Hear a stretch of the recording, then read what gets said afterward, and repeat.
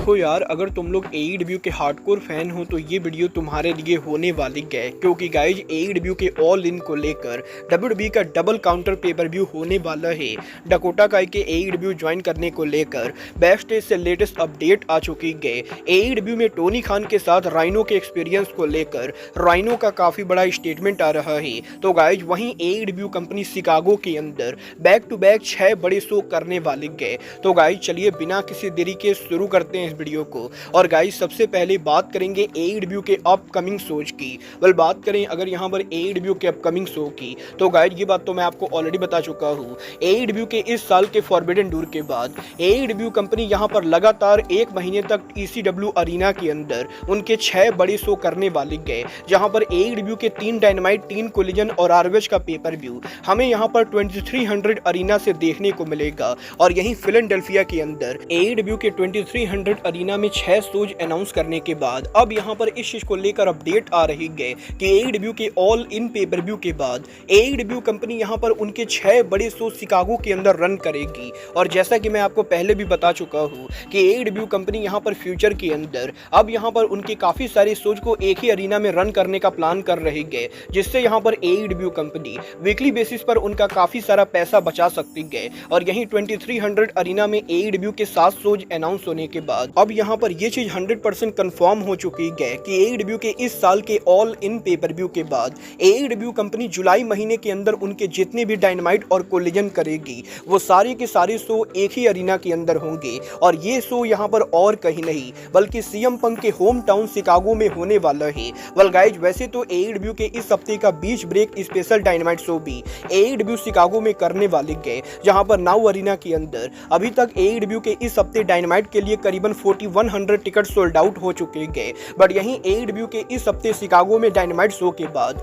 अब AEW company 16 जुलाई से लेकर 31 जुलाई तक उनके सारे डायनामाइट और कोलिजन शो हमें यहां पर शिकागो के अंदर करते हुए दिखाई देगी। और बात करें कि यहां पर ये शो किस अरीना के अंदर होने वाले गए, तो मैं आपको बता दूं एईडब्ल्यू के ऑल इन पेपर व्यू के बाद 16 जुलाई से 31 जुलाई तक एईडब्ल्यू के 3 डायनामाइट और 3 कोलिजन शो एईडब्ल्यू कंपनी हमें यहां पर एरागॉन बॉलरूम के अंदर करते हुए दिखाई देगी, जो यहां पर बेसिकली कॉन्सर्ट और म्यूजिक फेस्टिवल के लिए यूज किया जाता है। और बात करें अगर यहां पर इस यूनिक वेन्यू की कैपेसिटी की, तो एरागॉन बॉलरूम की ओवरऑल कैपेसिटी आज के टाइम के ऊपर करीबन 5000 के बराबर है। और अब ये देखना दिलचस्प होने वाला है कि जब यहां पर ऐसे अरीना के अंदर एईडब्ल्यू बैक टू बैक उनके 6 शोज रन करती गए, तो शिकागो के अंदर एईडब्ल्यू कंपनी इन सभी शोज के ऊपर कितना क्राउड पुल कर पाती गए, क्योंकि गाइड यहां पर ये अरीना 2300 अरीना के मुकाबले करीबन यहां पर 5 गुना ज्यादा बड़ा है। और जहां 2300 अरीना की कैपेसिटी मात्र यहां पर 1000 से 1200 के बराबर है, वहीं यहां पर इस अरीना की कैपेसिटी करीबन यहां पर 5000 के बराबर है। और अगर यहां पर एईडब्ल्यू कंपनी शिकागो में 6 शोज के ऊपर back to back sold out कर देती गए, तो ये एईडब्ल्यू के लिए फाइनेंशियल लेवल पर अब तक का सबसे सक्सेसफुल शो होगा। ये तो आने वाला टाइम बताएगा कि शिकागो के अंदर एईडब्ल्यू के पोस्ट ऑल इन के ये 6 show AEW company sold out कर पाती है या नहीं। बट गाइस चलिए फिलहाल आगे बढ़ते और बात करते हैं डब्ल्यूडब्ल्यूई की फॉर्मर सुपरस्टार डकोटा काई की। गाइज बात करें अगर यहाँ पर डकोटा काई की, तो गाइज ये बात तो हम सभी लोगों को मालूम है। 2 हफ्ते पहले डब्ल्यूडब्ल्यूई के द्वारा डकोटा काई को कंपनी से फायर कर दिया गया और 3 साल के अंदर ये दूसरी बार हुआ है जब डकोटा काई डब्ल्यूडब्ल्यूई से फायर्ड हुई गए। और यहीं डकोटा काई के डब्ल्यूडब्ल्यूई से फायर्ड होने के बाद अब काफ़ी सारे लोग इस चीज़ को लेकर क्यूरियस है कि डकोटा काई का अगला डेस्टिनेशन क्या होगा। वैसे तो पीडब्ल्यू इनसाइडर ने ये कन्फर्म कर दिया है कि डकोटा काई के डब्ल्यूडब्ल्यूई से फायर्ड होने के बाद ऑलरेडी यहाँ पर काफ़ी सारे इंडिपेंडेंट रेसलिंग कंपनी डकोटा काई के फ्री एजेंट बनने का वेट कर रहे गए। और जैसे ही डकोटा काई का नॉन कम्पीट क्लॉज ओवर होगा उन्हें यहाँ पर हैवी बुकिंग मिलने वाली गए। बट अब यहाँ पर इंडी रेसलिंग कंपनीज के अलावा डकोटा काई यहाँ पर कौन सी मेजर ऑर्गेनाइजेशन को ज्वाइन करेंगी, इसको लेकर डब्ल्यूडब्ल्यूई के बैक स्टेज से मेजर अपडेट आ रही गए। गाइड यहाँ पर इस चीज को लेकर रिपोर्ट आ रही गए कि डब्ल्यूडब्ल्यूई के डकोटा काई को फायर करने का मेन रीजन डकोटा काई का एज है, क्योंकि डकोटा काई करंटली 37 ईयर ओल्ड है और 37 साल की उम्र होने के बाद WWE के अंदर डकोटा काई को पुश करने का कोई भी प्लान नहीं था और WWE कंपनी ये बिलीव कर रही थी कि डकोटा काई पुश करने के लिए अब काफ़ी ज़्यादा ओल्ड हो चुकी है और इसी रीजन की वजह से WWE के द्वारा डकोटा काई को फायर कर दिया गया। बट WWE से डकोटा काई के फायर होने के बाद ऑलरेडी यहाँ पर WWE के लॉकर रूम के अंदर इस चीज़ को लेकर रूमर चल रही है कि डकोटा काई अब WWE के बाद AEW को ज्वाइन करने वाली है और क्योंकि AEW ने पहले भी डकोटा काई को साइन करने की कोशिश की थी तो इसीलिए अब यहाँ पर WWE कंपनी भी ये बिलीव करती है कि जैसे ही डकोटा काई फ्री एजेंट बनेंगी वो 100% AEW कंपनी का हिस्सा होने वाली है और लगभग ये कंफर्म माना जा रहा है कि डकोटा काई के नॉन कम्पीट क्लॉज के ओवर होने के बाद टोनी खान की कंपनी डकोटा काई को साइन करेगी। वेल आपको क्या लगता है, टोनी खान को इस बार डकोटा काई को साइन करना चाहिए या नहीं? आप लोग मुझे कमेंट करके बताएंगे। बट गाइज चलिए फिलहाल आगे बढ़ते और बात करते हैं ECW लेजेंड राइनो की। वेल गाइज ये बात तुम सभी लोगों को मालूम है, AEW के इस हफ्ते डायनामाइट शो के ऊपर हमें यहाँ पर राइनो AEW पर डेब्यू करते हुए दिखाई दी गई और यही राइनो के AEW पर डेब्यू करने के बाद अब राइनो ने फाइनली AEW के बैक स्टेज एटमॉस्फेयर को लेकर बात की और राइनो ने स्पेशली उनके इंटरव्यू के अंदर AEW के ओनर टोनी खान के इंटरेक्शन को लेकर बात की गई, जहाँ पर राइनो का ये कहना है कि AEW कंपनी के अंदर आज के टाइम के ऊपर बैक स्टेज पर जो चीज़ कंपनी को सबसे ज़्यादा बढ़िया बनाती है वो है कंपनी के ओनर टोनी खान, क्योंकि राइनो ने यहाँ पर WWF, ECW, WCW सहित TNA, ROH और बहुत सारी कंपनीज पर काम किया है।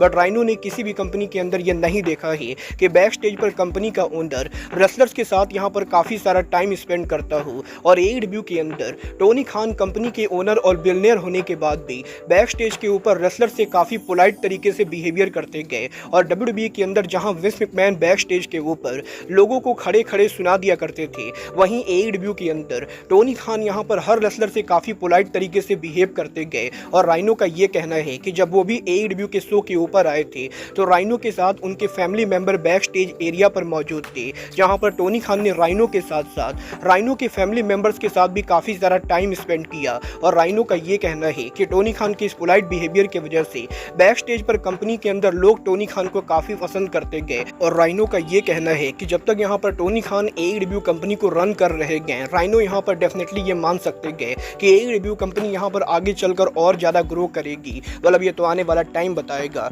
कि टोनी खान का ये पोलाइट बिहेवियर AEW को ग्रो करवाता है या AEW कंपनी को डुबा देता है। बट गाइस चलिए फिलहाल आगे बढ़ते और बात करते हैं AEW के साल के biggest pay per view AEW all in 2025 की। गाइस यहाँ पर ये बात तो मैं आपको ऑलरेडी बता चुका हूँ, AEW के इस साल के ऑल इन पेपर व्यू के USA में होने की वजह से WWE कंपनी AEW के ऑल इन को काउंटर कर रही है, जहां पर WWE के द्वारा AEW के ऑल इन के सेम डेट के ऊपर Saturday night main event special show announce कर दिया गया और WWE Saturday night main event के जरिए AEW के ऑल इन की हाइप को कम करना चाहती थी। बट गाइस यहां पर WWE के सैटरडे नाइट मेन इवेंट को अनाउंस करने के बाद AEW कंपनी ने उनके पेपर व्यू के टाइमिंग को चेंज कर दिया और AEW कंपनी ने ये अनाउंस किया कि AEW का ऑल इन WWE के सैटरडे नाइट मेन इवेंट के साथ हेड टू हेड न जाके बल्कि यहां पर सैटरडे नाइट मेन इवेंट के 5 घंटे पहले होगा और जहां पहले ऑल इन रात में 8 बजे सैटरडे नाइट के साथ हेड टू हेड जाने वाला था,